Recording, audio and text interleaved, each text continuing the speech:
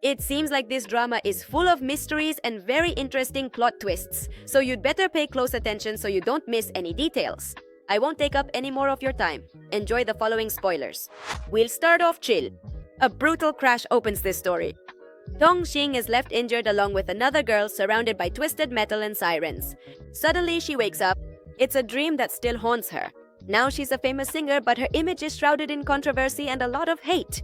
At the same time, Ji Chuan appears, a brilliant and attractive doctor with a flawless future ahead of him. Two opposite paths that begin to cross with an unresolved debt that we'll soon discover.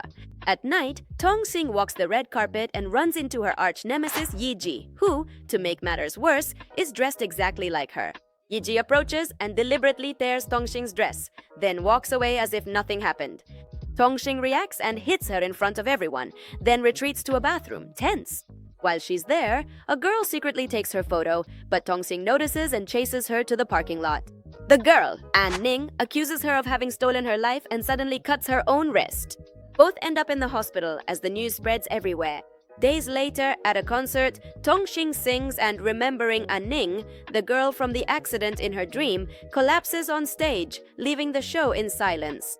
Later on, Tong Xing wakes up at home, exhausted and with her mind still on the hospital. She remembers An Ning saying that every time she sings is like a stab wound because after the accident she lost her voice, and the guilt is so overwhelming it feels like it's crawling on her skin. Then a new rumor breaks out. Supposedly, she was seen entering a hotel with a 50-year-old businessman, and social media is absolutely unforgiving. Her manager reacts coldly and advises her to get a boyfriend immediately before everything falls apart. When she leaves, Tong Xing goes to the hospital, once again hounded by the paparazzi. Clearly, we can already see that she doesn't have a peaceful life. She hides in the hallways until she runs into Ji Chuan, who chases them away with authority. Grateful, she gives him an autograph, but he doesn't recognize her and treats her like just another patient, calculating symptoms and distance. He explains to her that her inability to sing is a psychological problem, not a physical one. She mocks him until she sees the signature, Ji Chuan. Suddenly, memories of her schoolmates hit her. It turns out that she had confessed her feelings to this boy in the radio booth, but he rejected her and compared her to a Ning Liv so that the whole school could hear. This wound silently reopens. Meanwhile, another flashback interrupts. After his house burned down, Ji Chuan lived with Tong Xing for a while, where it was clear there was a lot of laughter, trust, and that something was going on between the two of them. But back in the present, it turns out the agency brings in a guy to pretend to be her boyfriend for the press conference. He thinks he's superior because he's a sponsor and shows off arrogantly. Our Tong Xing rejects him and goes alone to face the cameras. When she's about to admit that she doesn't have a boyfriend, Ji Chuan steps in and firmly declares that he is her fiancé, putting an immediate stop to the questions. She goes along with the act to save the whole situation, but once they're alone, she confronts him coldly. He insists that he's the best candidate to be her boyfriend and promises that he can help her with everything, to which Tong Xing challenges him by telling him to kiss her if he's serious. He doesn't even hesitate and does it, catching her off guard and changing the course of their lie. The line between what's real and what's staged then begins to blur. Is this the beginning of a new romance? We already know the answer is yes, but let me finish telling you this story. After this, they start living together. Wu Fan, Ji Chuan's friend, appears. He has run away from his wedding abroad in an attempt to be free. He has nowhere to go and asks for shelter. In response, he barges in boldly, but when he insults Tong Xing, Ji Chuan kicks him out of the house without a second thought, since it seems our protagonist is taking this cohabitation thing seriously. That night, Ji Chuan treats Tong Xing like a princess, even though she repeatedly insults him and justifies it by saying he owes her for what happened at school, and his patience is almost ritualistic. A flashback reminds us that they were great friends and that their feelings for each other were slowly blossoming. Back in the present, the door opens. Tong Di, Tong Xing's sister, bursts in, and the first thing she sees is Ji Chuan in the kitchen. The facade of their relationship becomes a bit more strained. Tong Xing tells Tong Di the truth about her fake relationship with Ji Chuan. She firmly insists that she would never fall in love with him again. Then she goes out for a walk, and memories with An Ning catch up to her once more. It turns out they were close friends with the same dream of becoming singers, sharing imaginary stages and everything. Wanting to apologize, she goes to the hospital, but Ji Chuan stops her. He explains that An Ning is in a very bad mental state and that if she sees her, she might hurt herself again. Seconds later, Ji Chuan enters An Ning's room. She hugs him tightly and confesses that she came back to get revenge on her former friend. At home, Tong Xing still can't sing. She comes back, opens a bottle, and drowns herself in alcohol. Ji-chuan hugs her and assures her that none of it is her fault, trying to support her as best he can.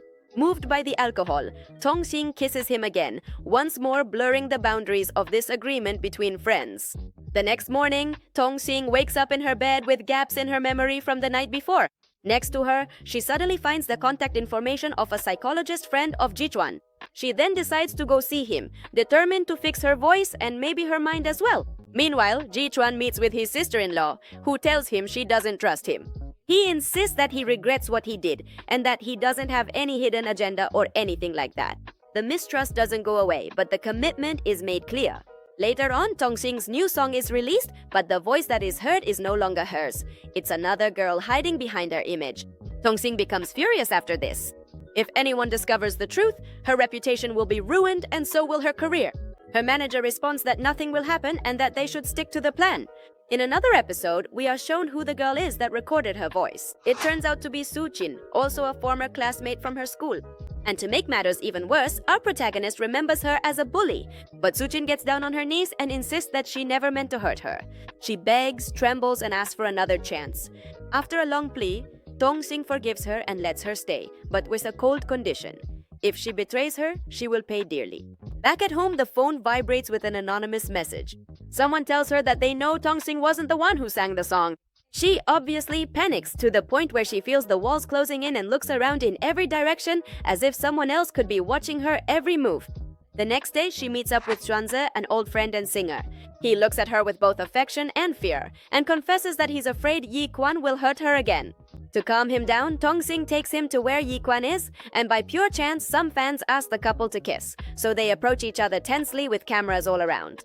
Suddenly, Xuanze interrupts them, breaking the moment and sparking an open rivalry since it seems there's a memory that connects them. It turns out that back in school, Tong-sing defended Xuanze when a girl accused him of stealing her money. That gesture left a lasting impression. In the present, Xuanze shakes Yi Kwan's hand and invites Tong-sing to a class reunion. Yi Kwan, feeling jealous, makes up that today is their anniversary, which excites one of the fans and annoys Xuanze. The dispute becomes public and the romantic facade is further solidified because of it. Later on, a colleague suggests to Tong-sing that she make a couples vlog, taking advantage of the support for her relationship. She agrees, ready to start filming. However, Xuanze calls her, telling her that he's hurt. When they meet, he takes her to a fireworks festival and turns off her phone so Yi Kwan can't contact her. Yi Kwan ends up finding them anyway and argues with Xuanze. When he sees him, Tong-sing gets dizzy and immediately faints. Yi Kwan and Xuanze then carry our protagonist to her room. There they argue about who should stay to take care of her, their whispers eventually turning into noise. She wakes up because of all the commotion, shoos them away with a gesture, and goes back to sleep. Even so, both of them stay. Yi Chuan checks her temperature with clinical precision, and Xuanze carefully prepares something to eat. When he comes in with the tray, he finds his beloved and his rival talking like a real couple, and the wound grows silently. The next day, Tong-sing goes to her therapy session. She says that An Ning was her best friend and even gave her her cell phone as a gift.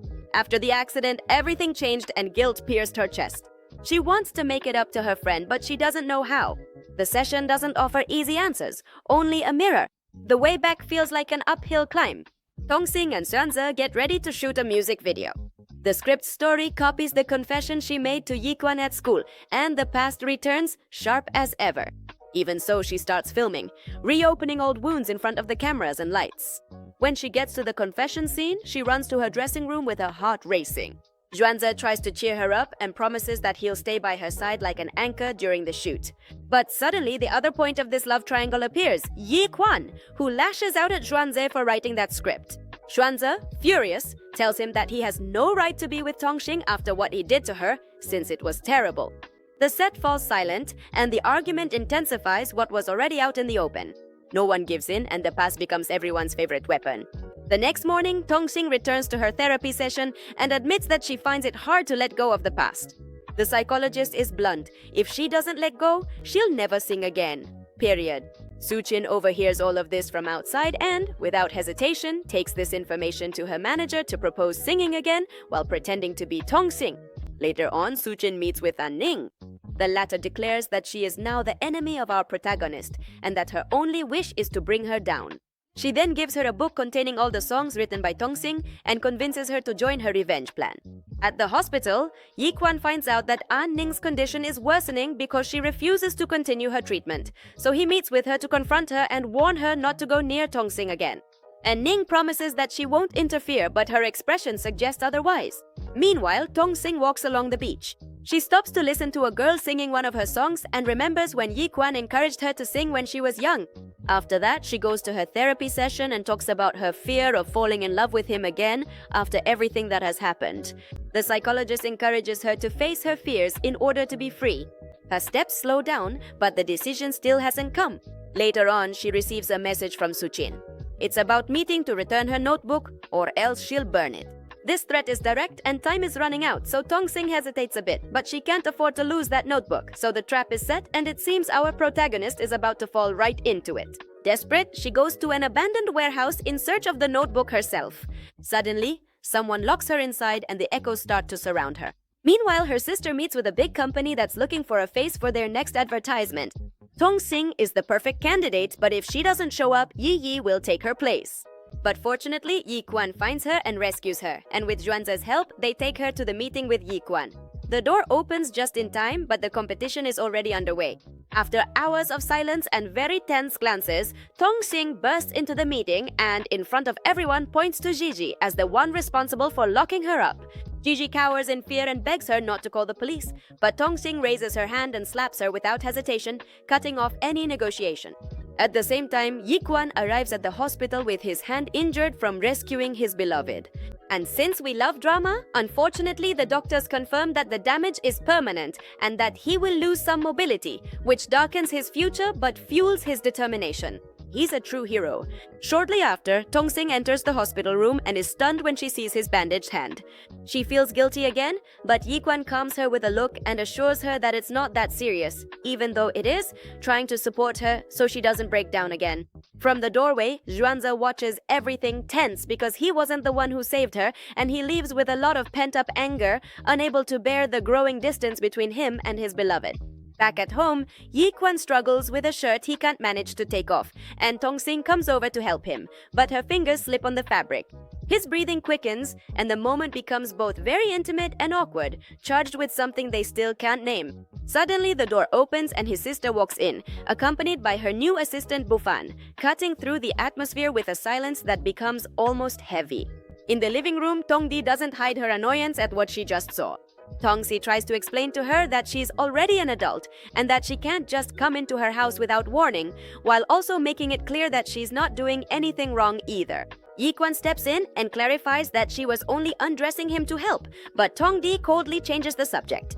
The lawsuit against Gigi has already been filed. She has lost several contracts, and the businessman they spoke with appointed Tongsi as the brand ambassador, with recording set to begin as soon as tomorrow.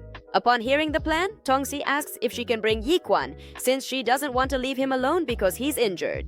Her sister replies no, and adds that she sees her as being too close to him, which is dangerous because he could break her heart later on, planting a seed of doubt that grows between them. Tongshi lowers her gaze but still wants to take care of him, even though the path ahead seems to be narrowing. Despite her sister's refusal, Yi-kwan and Bufan find a way to accompany them to the recording location. The four of them move through equipment, lights, and tight schedules, trying to maintain a balance between work and caring for each other. Meanwhile, in the city, An-ning finds out that Yi-kwan hurt his hand while saving her arch-enemy. This information stirs up an old anger. If the injury gets worse, it turns out his career as a doctor could also come to an end. With firm resolve, she throws her promise away and decides to take revenge on behalf of Yi-kwan, no matter the cost, opening a dark front that grows in secret. In another flashback, Tongshi wakes up during the exams. Her results put her future as a singer in check, but the real blow falls elsewhere. Yi-kwan believes that if she fulfills her dreams, they will never see each other again.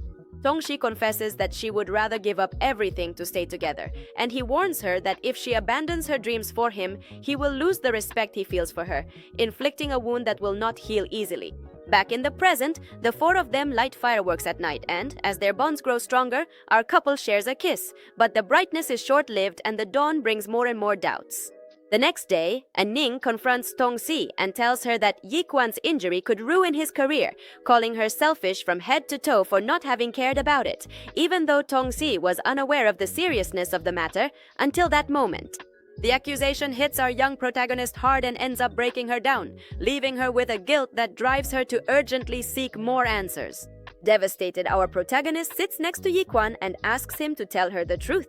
He admits that yes, the injury is quite serious, but before she can fall apart, he assures her that it doesn't matter, that she shouldn't operate again, and that the only thing he truly wants is to be by her side forever. The declaration seems to calm her, but it also puts on the table a sacrifice that not everyone would be willing to make. Going back to the past again to find out what happened between them before, the relationship between Yi Kwan and Tongsi breaks down without any apparent explanation.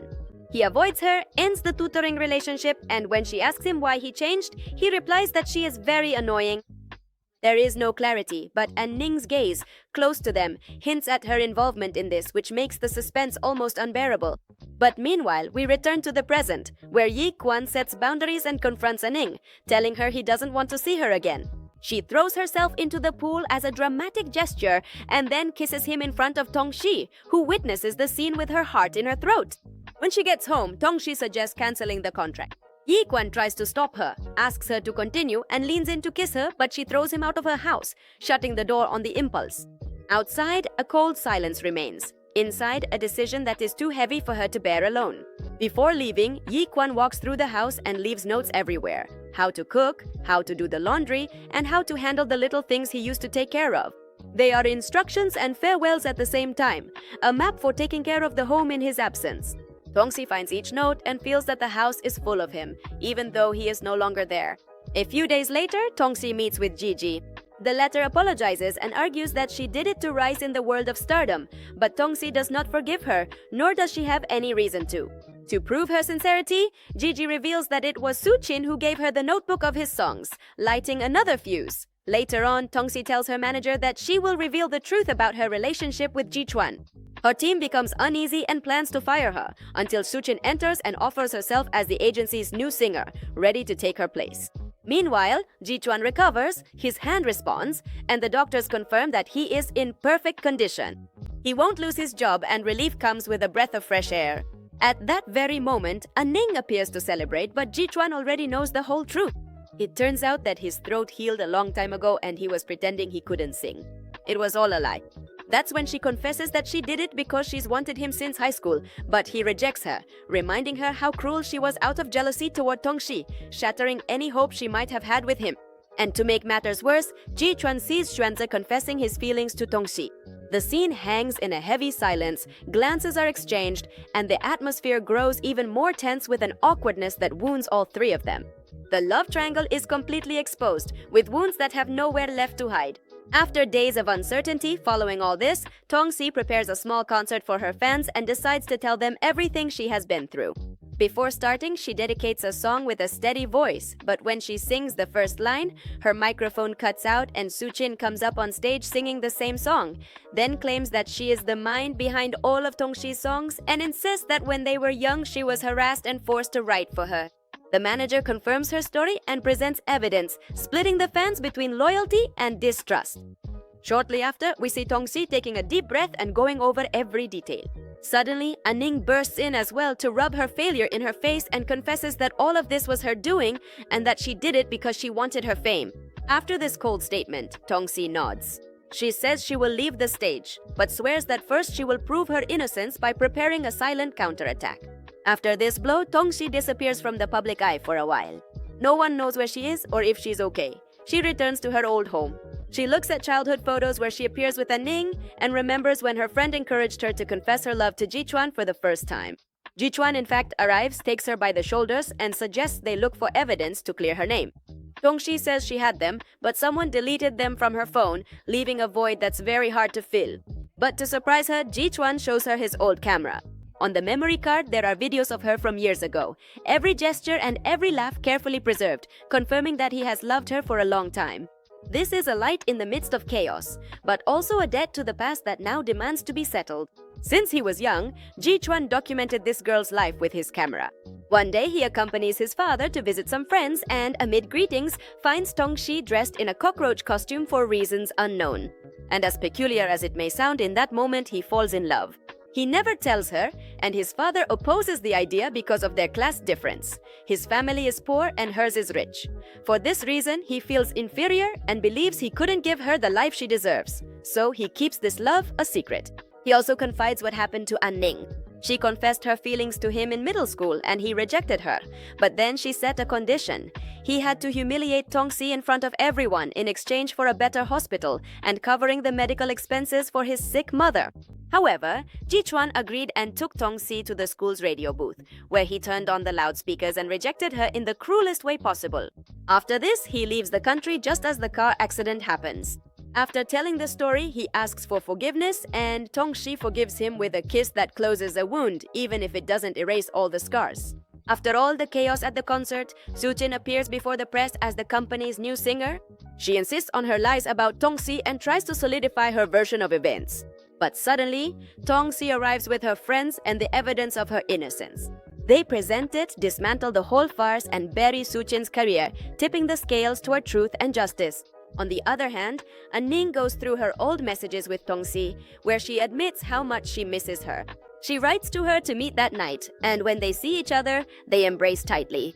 Ning apologizes for everything, and Tongsi forgives her and even invites her to join the music studio she plans to open very soon. The next day, our protagonist quits her agency, but just as she's about to leave, Shuqin shows up and stabs her with a knife. Or rather, that's what it seems at first, because later it's revealed that Xuanze stepped between them, and he was the one who got stabbed. Luckily, he survives and is taken to the hospital, where he begins his recovery. When Jichuan finds out, he goes into his room and takes care of him together with Tongxi, keeping watch and holding back his resentment while his wound heals. A few days later, Tongxi discovers that someone uploaded a song she had written, but not yet released, to the internet. In order to publish it, she needs proof to establish her authorship. Otherwise, everyone will think she copied it. This news forces her to act quickly and to look at her close circle with suspicion. And Ning warns her that Xuanze is not as good as he seems, and that he was probably the one who leaked the song. Upon hearing this, Tongxi suspects that he might have also deleted the videos from her phone to help Shuqin, piecing together a puzzle that now reveals a disturbing pattern. Distrust pushes her to confront him without delay. Tongxi meets with Xuanze, who is drunk at the time, and leads her to a secret room. On the walls, there are many photos of her lined up, taken over 10 years. A devotion that becomes somewhat suspicious. And in that somber moment, he confesses that he has always loved her and has done everything to be by her side. She asks him if that love is real when his actions ruin her career, to which he insists that he loves her more than Jichuan does and begs her not to leave him. Until Jichuan bursts in, hits him, and takes her out of there, closing the door on a danger they can never ignore again because love is one thing and obsession is another. Then one night, Tongxi comes home and finds flowers and candles everywhere. She follows a trail of petals to a balcony where Jichuan is waiting for her in his school uniform, holding a bouquet in his hands. He kneels down with a small smile and proposes to her.